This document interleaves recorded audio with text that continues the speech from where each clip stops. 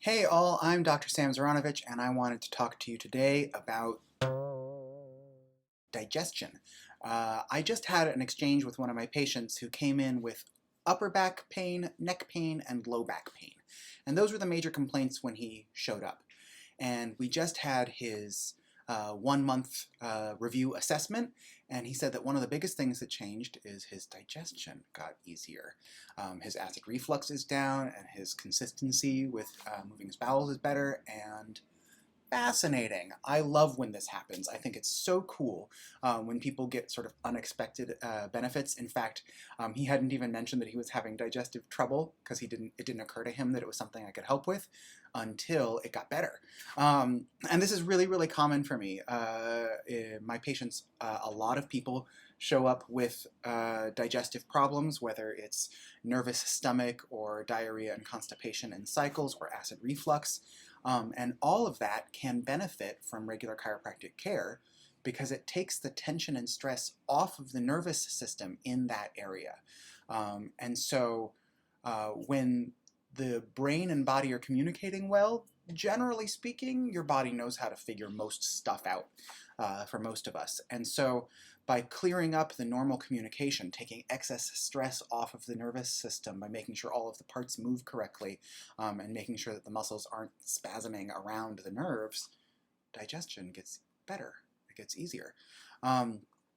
So I hear people all the time tell me about how they get more regular, they get more consistent and easier time with their digestion, and I just think that it's the coolest thing because it's not something most people think about when they think about chiropractic care.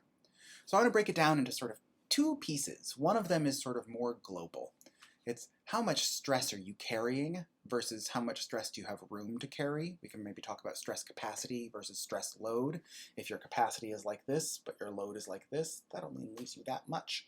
And anything that pushes you over that edge, you're gonna feel it. And so in general, chiropractic care tends to lower people's overall stress load or give them a little more capacity room so that they can tolerate more stress without having their bodies go haywire. So that's part of what I think is going on. The other thing is a little bit more direct and mechanical. The nerves that control the gut, that communicate between the nervous system and the intestines, the stomach, the colon, and the bladder, all of that, well, those nerves exit from your body from the low back. Or exit from your spinal cord from the low back.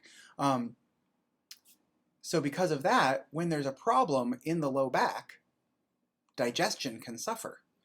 And there's a fairly strong correlation between digestive disorders and low back pain. Who knew? But you don't have to have back pain to have a back problem, as it turns out.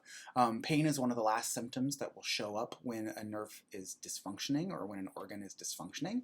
And generally, you lose function in a significant way before pain happens. So if your digestion is off, but you don't have back pain, it might still be worth getting checked by a chiropractor to see if the digestive problems that you have, especially if they're linked to your overall stress level, where like I get stressed out and consistently this happens, that really might be a low back problem that just hasn't shown up as pain.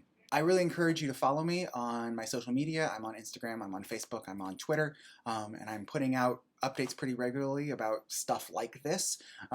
So if you would like more health-related information, more wellness-related information, and more let's connect the dots between our bodies, our minds, our digestive systems, our muscles, all of the pieces of our lives, and let's sort of get them coherent together, then please follow me on social media. And if you have any questions, drop them in the comments. Thanks.